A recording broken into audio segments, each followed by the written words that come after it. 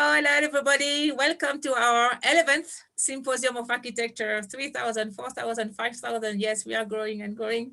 And Education of the Future with a wonderful guest. We are with the architect Mark Warren from London, UK. Hello, Mark. How are you? Hello. Good, thank you. And Mark is a designer who worked, open designer who is working actually, right now in local government in London. Correct, yeah. And mind you, street artist in your free time, I which am really indeed. surprised me.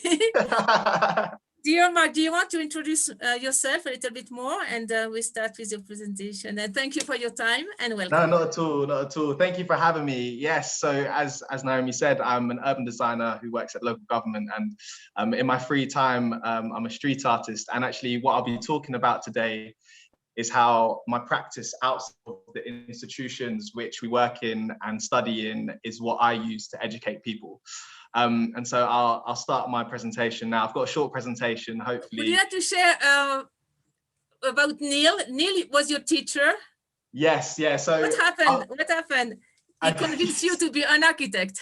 He did. I'll go on to that in the presentation. But some of you will know Neil Pinder, and he was my high school teacher, secondary school teacher in technology, and he's actually the person who inspired me to go into education. So it's just, I guess I owe a lot to him for even doing that, because architecture wasn't even on my radar. So I owe a lot to him. Really? Yeah, 100%. So I'll go on to it now, actually, Naomi. So can you see my slides all right? Yes, all right. Perfect. So yes, the project of a good teacher. Exactly. So so as this slide says, I'm a product of a good teacher, and as you can see, the arrow's pointing to Neil Pinder. And in London and in England, the architectural profession, the built environment professions are typically run by white males, and they're building cities, places, neighbourhoods which are for people which don't necessarily reflect that. And so what Neil Pinder's doing is he started this thing called HomeGrown Plus, which is really trying to drive up the diversity in architecture and the built environment professions through better equality through gender, through race, and through social class. And he does that all from his classroom in South London, which I was a part of. So he has single-handedly inspired lots of young people from South London to go into architecture, engineering, local government. It's an amazing thing, and all so that we can help shape the future of our neighbourhoods, because our voices are so often unheard when developments are happening. So I owe a lot to him. He's the reason I'm here, and he started this thing called HomeGrown Plus, which is a method of improving skills of young people to go and enter university. So they're going in and they actually know a bit more about architecture and design, which is something which is so often not thought about in secondary school and high school education. So what I wanted to start with is talking about formal education. And I've had the opportunity to tutor university students. The image to the left is one of my students sending me a late night image of her Photoshopped collage, stressing, saying, is this right? Do you think this is cool? And the thing on the right hand side is what I've been working on in local government, which is developing design guidance for development, small sites in London. So small sites are small sites for homes and things like that, which are typically brownfield, which means that there's nothing on them, and they can offer an opportunity to create more homes. And so it's quite interesting that within the formal environment, we are still educating. It may not necessarily be the way which you're taught at schools. It may be through a conversation on WhatsApp, or it may be through design guidance, but the design guidance I've created in local government is trying to influence developers or future developers or architects to design better quality buildings. And so within my workplace, I am educating, but it's very much within an institution and it's very formal. But what I wanted to talk about is the informal side of education. And actually, we only work 7 hours a day or however many hours a day, and there's a whole load of life which exists beyond the walls of working, and how can we grab that and teach people as well, so it's more of a conversation and it's not one-sided. So this was a workshop I did with some children. I think they were 8 years old in a primary school. 8 years old, all right. Yeah, and purely maybe 30 minutes of talking, and I asked them all to draw a house, or I didn't say a house, I said draw a home, and they all drew these really cute images. And what's really lovely is, you know, you could see, you know, they've got their TV antenna. These are very typical for like a London home. You've got your TV antenna on the pitched roof. You've got your chimney, you might have a tree, you have some flowers, and it's really sweet. I then spoke to them about architecture and showed them, you know, what architecture could be. And then at the end of the workshop, I asked them all to draw another home. And this is what they came up with. Wow. And you can see, yeah, it's amazing. And you can see the same 8-year-old who drew this. And that's what they consider a home. Yeah, the same 8-year-old drew this. And you can see, what's really sweet about this is you can see the aerial stays, because that's what they believe is a part of a home. But there's these little bits. I think there's one over here with the same door number, but they're very different things. This girl here really wanted a heart-shaped swimming pool. Yes. Yeah, and you put two hearts at the end. Exactly. It was definitely an upgrade. But what's really interesting is, from half an hour's conversation, you've already unlocked so much. Half an hour, half an hour, yeah, after half an hour. Exactly. Amazing, so you've already unlocked a whole load of thought in their minds. And actually, it proves to me that everybody is curious. And so how do you start to plug into that curiosity to teach people that what design is? Design isn't necessarily a house which looks like this, because design could be a house which looks like this. And how do we start to make everyone in society think that way? I think it's really, really interesting. And so I've structured this presentation into kind of different chapters. It's quite short, but the first thing I think is really interesting or really needed is, how can we start to challenge perception? And so, as Noemi said, I'm a street artist during the evenings when I've got a bit of spare time, and a lot of my street art is around using public space and improving the access to art, and really allowing the public to question what places are. And so this is an alleyway which is in my neighborhood, and it's quite a horrible alleyway. It's actually nicknamed Shit Creek Alley, sorry for the language. But it's not a pleasant place to be, and people quite often run through it because it's quite a gloomy place. And so with £10 and a load of ribbon, I made it into a rainbow. And you can see here, it was all of it. It was basically, how can you begin to grade color through a really cheap material? How can you change the life and the spirit of the space? So and beautiful, yeah, the meaning too. Yeah. And what was really interesting about this was, from this image on the left-hand side, after we installed this, we had people taking photos of this place. We had people saying thank you to us for doing this. It was just random that people were taking Instagram photos and wanted to take selfies in a place which usually looks like this and now looks like this. And it just shows that what spaces can become has so much power. And a lot of people, if you show people what they can become, then they automatically start thinking of spaces differently. And I think it's really important that we do that. And this all falls within the everyday. So as I'm walking to my grandma's house, I may go through this alleyway and it's completely changed. And that itself would click and make a person think differently about that space. Other ones which I've done is a bin, which has turned into a basketball hoop. It's just like really, really cute things, but really quick, really cheap, but completely changes the idea of what a bin can become. And this one here is a swing which I put up on a bus stop. And what was great about this one was, I went there the next day and there was someone waiting for the bus, completely loving life, like swinging back and forward, really loving it, waiting for the bus. His bus came, he jumped off and he went onto the bus. But it's quite this playful approach, but it does make people think differently about what these things we take for granted, or maybe things which are simply mundane to people, how they can change and be something different. Another thing I think is really important when it comes to educating is how we can start creating platforms. And this was a project I did in a place called Thornton Heath in Croydon, which is in South London. And it was a community gallery, and all it was a bucket of paint and a load of messages to local artists. And what was really great about this was that you're creating this platform for local artists to put up their work, show their work. And a lot of the people from the area didn't even know these artists existed, didn't even know that this poet wrote an amazing poem about being in a barbershop. You know, it's all of these things which we don't know, but we can start to unveil and start to show people and educate people that this talent exists in all corners of London. This talent exists, but we just need to unlock it and show people that it exists.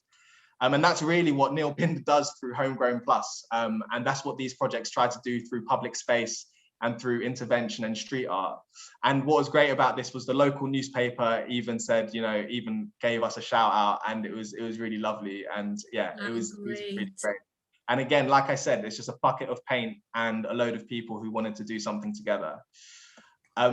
The final thing I wanted to talk about is how we can start to bridge gaps. And obviously the last year has been absolutely crazy for everyone in the world.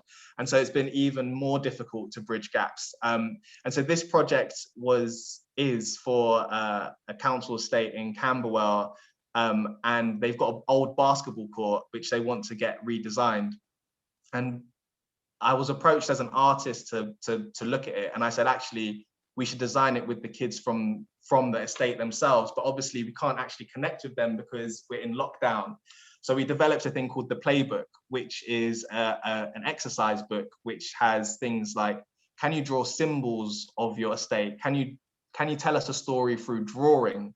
And it starts to make the children, the young people on the estate, think differently about how they see things, where a fence they may walk past every day actually becomes something which they represent through a symbol, or the roofs of the buildings is something which they relate to, and they start drawing that down.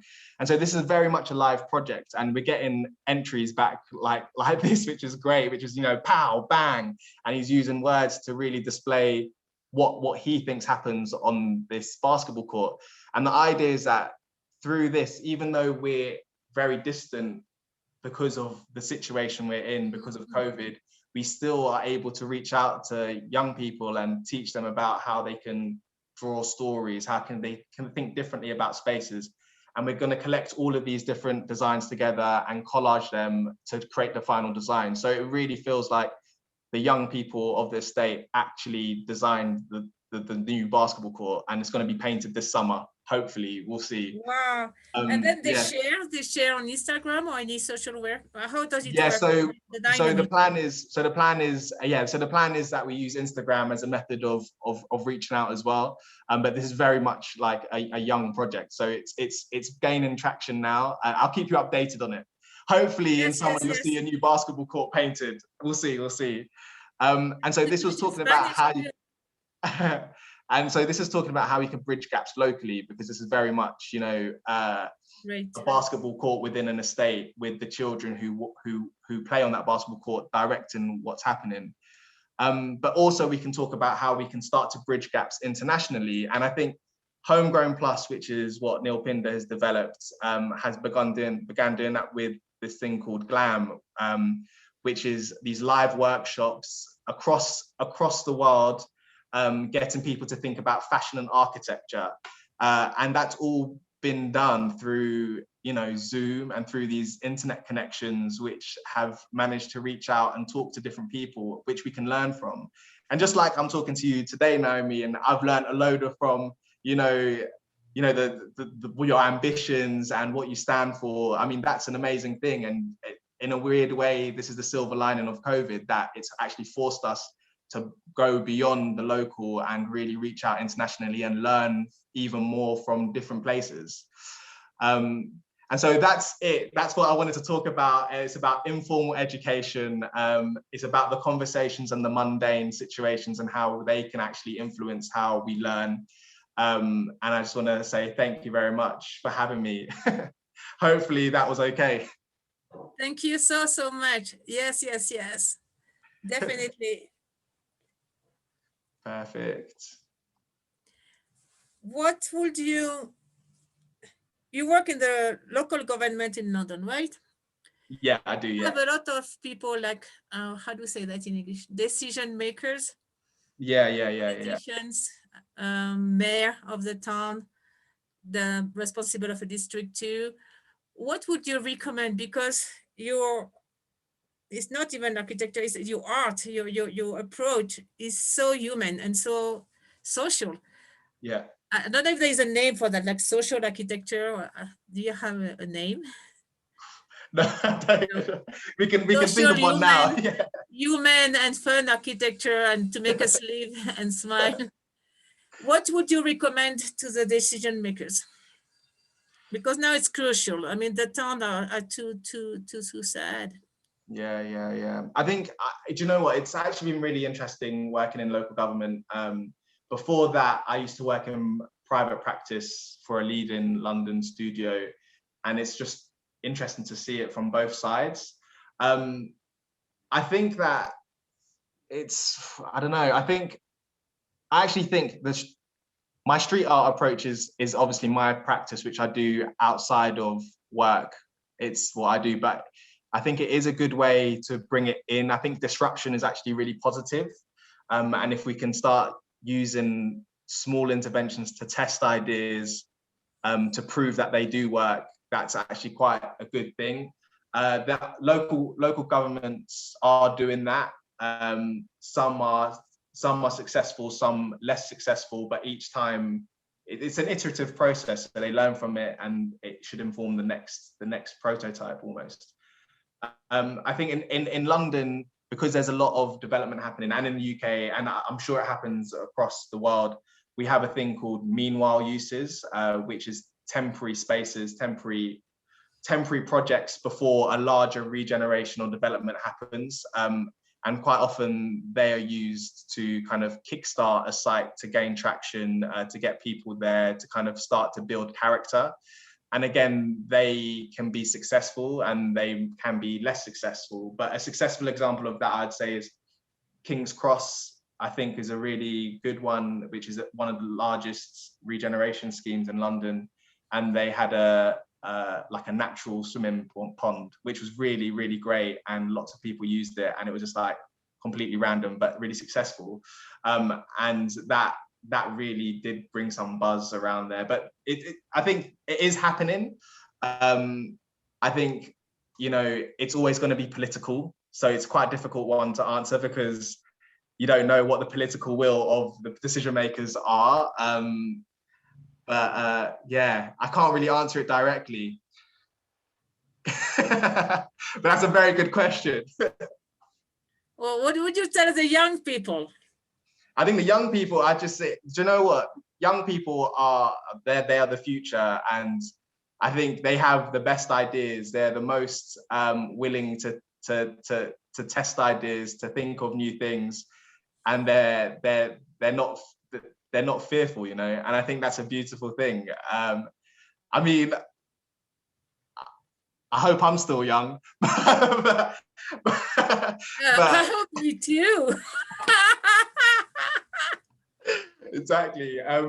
But yeah, young people, I think, just need to get out there and get heard. Because you know what, actually, what is interesting is that when you're working in local government, or even when I was working in practice, young people are quite often the group of people you hear the least from in terms of what do you want to happen in your neighborhood. And it's typically, older people who have time on their hands, who are a bit more savvy when it comes to planning decisions and stuff like that, who make, who actually respond to things.